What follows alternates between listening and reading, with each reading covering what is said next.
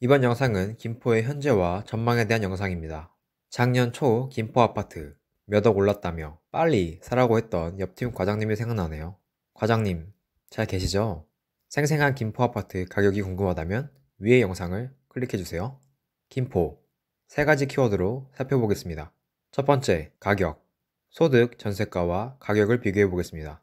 PIR은 간단하게 설명하면 지수가 10이라면 10년 동안 한 푼도 안 쓰고 모은 돈으로 집을 살 수 있다는 의미입니다.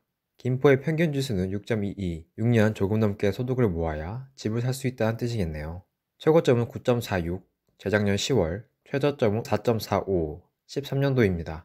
지수로만 봐도 재작년이 얼마나 올랐는지 느껴지시나요? 2020년도 초 상승 전인 지수가 거의 1.5배가 올랐습니다. 현재는 평균으로 내려오는 추세이나 아직 높아 보이네요. 전세를 보면 16년도부터 18년도까지는 하락하고 19년도 임대차 3법이 발표되면서 매매가보다 전세가가 먼저 상승하였습니다. 전세가율은 올라갔습니다. 뒤늦게 매매가가 급등하면서 전세가율은 낮아집니다. 현재는 매매가와 전세가 모두 하락하고 전세가가 더 크게 빠지고 있습니다. 하방 지지선이 점차 내려가는 모습입니다. 두 번째, 공급. 가격을 보다 보니 16년도부터 18년도 매매가는 올라갔는데 전세가는 내려가는 걸 볼 수 있었습니다. 이 시기에 무슨 일이 있었는지 찾아보니 김포 내에서 엄청난 공급이 있었습니다. 20년도만 봐도 과도한 공급과 전세 물량이 증가하는 걸 볼 수 있습니다.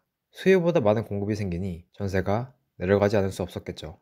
반대로 21년도에는 물량이 확 줄면서 전세 물량도 감소했습니다.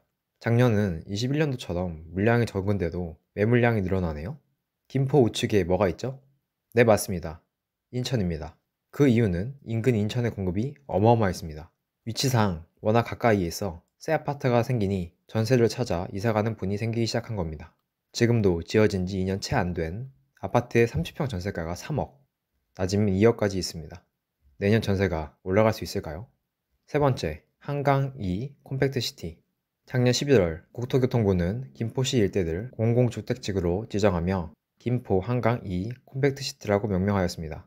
기존 신도시의 지리적 단점을 보완하고 광역교통과 자족시설을 도입해 수도권 서부 지역의 스마트 자족도시로 발전시킨다는 계획입니다. 약 220만 평의 땅에는 공급 규모 4만 6천 호, 지구 지정은 올해 하반기, 분양 일정은 2027년, 입주는 2031년을 예정하고 있습니다.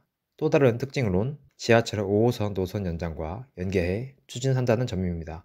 김포시의 호재일까요? 전 전부는 아니라고 생각합니다. 콤팩트시티 하니까 생각나는 건 없으신가요? 저는 예전에 용인 플랫폼시티가 생각나네요. 수도권 남부 신성장 거점 도시, 경제 도시명 복합 자족 도시를 만들겠다는 사업이었죠. 플랫폼시티를 보면서 콤팩트시티의 모습을 생각해 보겠습니다. 플랫폼시티는 21년도에 지구 지정된 약 1만 호가 공급될 특지입니다. 착공은 올해 12월, 준공은 2029년까지 예정되어 있습니다. 지금 사업 진행 잘 되고 있을까요? 실제 만들겠다고 발표한 건 2018년도였습니다. 그리고 3년 뒤부터 착공을 한다고 말했었죠. 지금 벌써 5년이 지났는데 뭐 하고 있을까 보니까 토지보상 절차들을 이제 시작하고 있었습니다. 정말 잘 되면 2024년, 늦으면 더 갈 수도 있겠죠. 그러니까 발표하고 착공까지 5년에서 6년 정도 걸린다고 보입니다. 거기에 아파트 완공은 2029년 예정으로 발표부터 최소 10년 넘게 걸린다고 생각해 볼 수 있습니다. 작년 말에 발표한 김포는 어떨까요? 최소 28년 착공이 들어가고 아파트는 한 2033년은 넘어가야 하지 않을까요? 그건 플랫폼 시티만 그런 거 아니야? 라고 생각하실 수 있습니다. 플랫폼 시티가 왜 지금까지 지연됐나 살펴보면 사업주구 면적이 워낙 크고 대규모 자금이 일시적으로 투입되기 때문에 토지 보상 협의 기간이 길어졌다고 합니다. 플랫폼 시티 면적은 82만 평, 김포 2 한강 콤팩트 시티는 약 230만 평으로 3배 조금 덜 됩니다. 비슷한 면적은 고향 창릉 신도시가 있습니다. 약 238만 평, 3만 6천 호 규모로 준공 예정은 2029년입니다. 창릉 신도시가 발표된 건 2019년, 여기도 10년 정도 걸릴 수 있다고 볼 수 있겠네요. 한강2 콤팩트시티가 아쉬운 점은 하나 더 있습니다. 경쟁자가 많다는 점입니다. 북쪽엔 파주 운정 신도시, 동쪽엔 고향 창릉 신도시, 남쪽으로는 검단 신도시, 부천 대장지구, 인천 계양지구가 있습니다.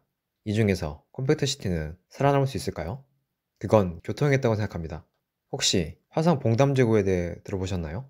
모든 택지라고 잘 되는 건 아닙니다. 앞서 얘기한 화성 봉담지구, 비봉지구, 향남지구, 수원 호멜시지구 같은 조용히 잊혀진 것들도 있습니다. 물론 호멜실은 신분당선 연장사업 이슈가 나와 관심을 받았던 곳이기도 하죠. 이 같은 잊혀진 택지들은 교통이 열악하다는 공통점이 있습니다. 성공 케이스로는 신분당선이 지나가는 광교, SRT가 개통된 동탄 2기 신도시가 있죠. 분명 같은 화성임에도 동탄 2기 신도시만 달라진 건 교통이 중요하다고 생각해 볼 수 있습니다.